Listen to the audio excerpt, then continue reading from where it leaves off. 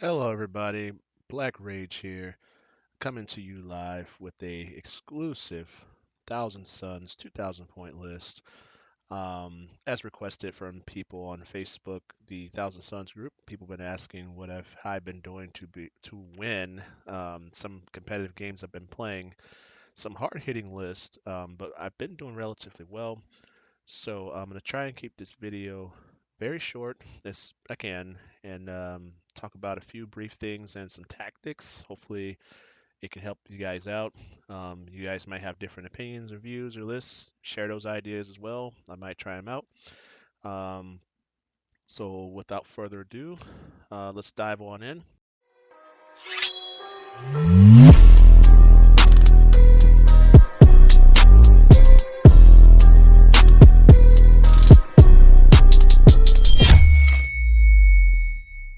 I really do enjoy Warhammer. I mean, I've seen it go through its greatest times, some is worse, but still playing, still here. And right now, Thousand Sons is my number one primary army, and I'm actually working on a Necron army, and I'm doing a Space Marine army, but just because of the new Indomitus set, and just to have some stuff to paint. So I'll go ahead and dive into my list. So as of right now, I'm running a battalion and a Supreme Command detachment. In my battalion, I'm doing Cult of Duplicity. I have Ahriman as my HQ on a disc. I have an Exotic Sorcerer on a disc. It's my HQ. I have three troops. I have 2 units of rubrics. I'm sorry, I have 3 units of rubrics. I have two 5-mans. They're all bare bones with the staffs. And I have a 10-man that has the staff as well. And a Soul Reaper cannon because why not take one? An elite choice, I have Scarab Occult Terminators. It's a 5-man unit with the missile launcher and the Soul Reaper cannon. For my heavy support, I have a Scorpius, two Monolith Vortex Beasts, and I do have one flyer, which is a Helldrake that has the Bell Flamer, and I have the big red man himself, Magnus the Red. Well, as my Magnus is the gray, but anywho, that's my 2,000 point list. So I will go over a couple things. Um, the army itself is very fragile at times due to its low numbers, but very durable at times due to its survivability. As we all know, rubrics they have the all is dust, so intercepting damage of one, it makes them so great just because they can kind of hold their grounds and stuff. Um, Now, ninth edition has changed my mind a lot about some units that I used to play. Um, I do have to say I wasn't a fan of the Mutilative Vortex Beast at all in the eighth edition because I just felt like they get shot off the table, they give up easy objectives, and really there's no need to take them just because there's so many other powerhouse hitting things that can hit you from a distance, blow you up and whatnot. But with the new ninth edition, we have the smaller board size, and now it's become a game of hold your objective, get your opponent off the objective so they don't have nothing to score in their command phase and whatnot. So I'm just going to jump in and go towards the top of my list. So, as we all know, Ahriman is almost auto include for me still because he's can cast 3 powers. He can deny 3 powers, I believe. I should notice. Um, and he's 169 points, I believe. Um, he's or maybe 170. He's I mean I like him. I would really hope that he gets an extra wound. Maybe I mean he's 5 wounds right now. He's not too bad, but the smites is pretty good. From majority of the army now, but yeah, the exotic sorcerers also too. They went down in points. So for 125 points, you get an exotic sorcerer on a disc, which to me that's pretty amazing. And then the rubrics marines, obviously they're your base platform troops. I have discontinued running Zangors in my list due to they went up in points. Hordes is kind of meh right now, and so I'm not really running any Zangors. I'm running just pure. soldiers, Thousandsons, pure sand boys.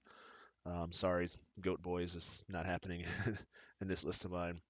Um, I have the 10-man unit in my list because of the, I'm sorry, the rubric unit in my list because the Risen Rubricae stratagem at the moment, I think it's pretty good because you can, if you go first in deploying, you can take that center of the table, kind of put some pressure on your opponent to have 10 guys there, or hell, you can even put 20 dudes there. That may, really shake them up a little bit. And, if you want to run a different list. So the rubrics can kind of, you can get near that objective and stuff, but the whole key idea is to be able to get up the center field, get near close to the objective so you can have that middle field pressure and you have some smites and stuff. I am a little sad that the smite we did, Thousand Suns got the smite nerf, so we no longer get the adding stacks to smite anymore. I'm sorry, we get added stacks to smite now, so it's a little rough, but we have bolters, and the bolters are still pretty good. The Scarab Occult Terminators. I like these guys because I can start them on a table if I like, near midfield point, if nothing's going to really threaten to shoot them, or I can just hide them in the back if I don't go first, in a corner or whatever. They are duplicity, so I can teleport them somewhere else on a table or near an objective and blow someone off with bolters. You have veterans of the Long War, stuff like that. You can prescience them before they leave and to help out with the shooting. So I really do like the Scarab Cult Terminators. I used to run 10, but I kind of took out one unit just so I could have the Vortex Beast there. Um, and for the heavy support, so I'll talk about the Vortex Beast because these guys are really really durable right now. Um, you can park them on objectives. They have 14 wounds. They're toughness 7. They can do a lot of attacks if they do their lawnmower mode is what I call it. You can basically shoot a smite. You roll a d6 for their Vortex Blast. On a 2 up, it works. On a 1, it doesn't. Sorry, you can't command reroll anymore. Um, so I think they're very durable. People have had issues trying to kill them off objectives, and I just run them up, and they're gonna sit there. So you got to deal with them. And there's also support units for the army as well. So you don't necessarily have to do Vortex Blast. You can do other things, like give someone reroll charge or give your rubrics -1 AP in close combat or something. I've done it. It's happened against Blood Angels, so I won. Um, and then the Scorpius. That's pretty good. Scorpius, I think 1 is good in the Thousand Sons army right now. I think 3 is kind of overkill. I've seen some lists where people are running 3 of them. 1 is good because you can shoot, it's 48 inches. You have board control now. You can hide it behind a wall. It fires twice. Strength 6, AP -2, 2 damage. You can knock stuff off objectives with it. It's hits on 3s. I mean, it's pretty good. I use it, and it helps me out with clearing backfill stuff that I can't see. So I highly recommend having 1 Scorpius in your list. Um, and the Helldrake. So a lot of people are kind of skeptical about the Helldrake, saying, well, Helldrakes are meh, but to me now in the ninth edition platform, the board's smaller. These guys can still fly 30 inches and charge something, fly over something, charge something, whatever it is you need to do. You have a bell flamer. You charge things, tie them up. They can charge flyers, get flying units, get +1 to hit. You can demon engine something for when you charge. You get 5 attacks on a charge because of the hateful assault. And strength 7 still not too bad. AP -1, D3 damage. I've flown this thing in and killed Space Marine bikes like there's no tomorrow. So I think they're very good and useful at tying up units, and then you can kind of like keep them in combat. You can shoot in combat now, so they are really useful. So I think having 1 in your list is pretty good. Um, and down to the Supreme Commander, Big Red himself, Magnus. One of my favorite characters in this game still. I have to say, Magnus is Magnus. I mean, we hate him, we love him. He did nothing wrong, whatever the case may be. Um, he's very strong still, in my opinion. Um, he has to be your warlord if you take him as supreme commander, which I don't mind that. I mean, he gets 4 powers. You can cast 3 powers. You can deny 3 powers. You can spend a command point to cast another power, or you can spend a command point to rotate a power out to rotate a power in, and then cast. So he's still viable in my opinion, and I think the um, the survivability though is where it comes into play because obviously if you go first, you get all your buffs off. You're going to take things like Wheeze of Faith, Glamour's Zinch, Warp Time. It's this typical taken stuff. So it makes it to where he can, jump forward, smite things, jump back if he needs to. Also be mindful of where you deploy people, or I'm sorry, deploy Magnus too, because you don't want to get him too close to fire. You know, he could die easily. So, um, and I think my biggest thing with Magnus is just using him to soak up so much firepower. People get so terrified of him still. And once that 3-up invulnerable is up, it's like you really can't kill him.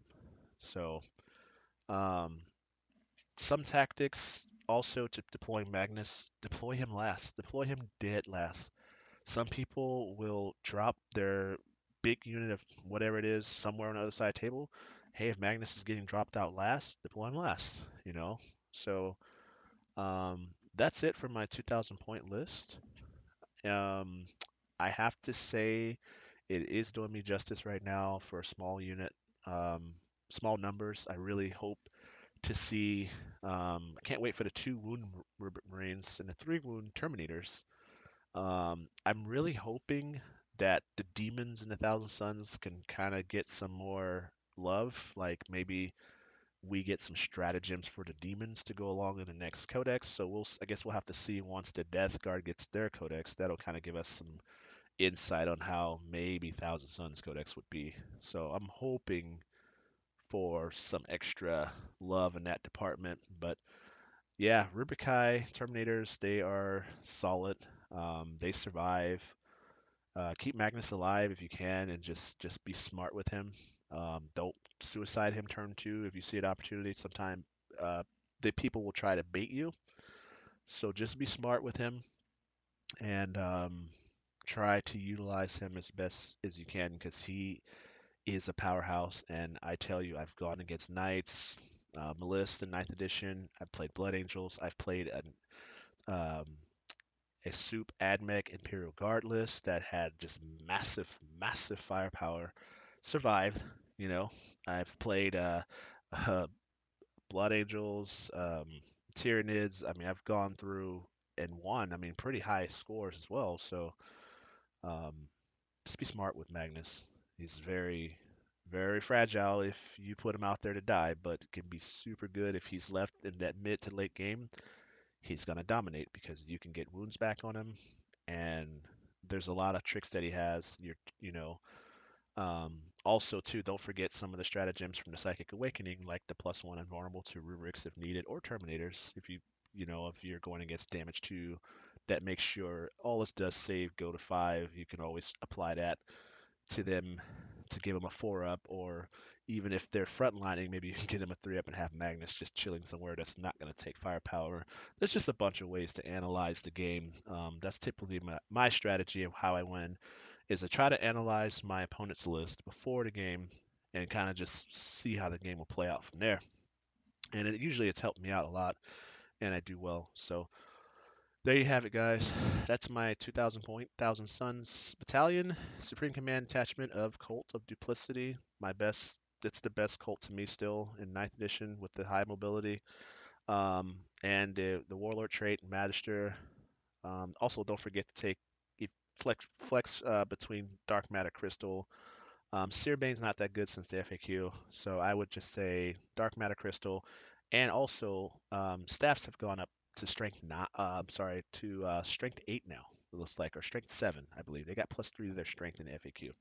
So hopefully we get some good stuff, and that's it, guys. Just yeah, I was trying to keep the video short, but hopefully you guys enjoy it. And of course, if there's mistakes, I'm really open to criticism. I'm just now starting to do videos. This is probably my second video now, so of course you get better over time. You learn stuff over time. So I'm not going to be a perfect video or whatever.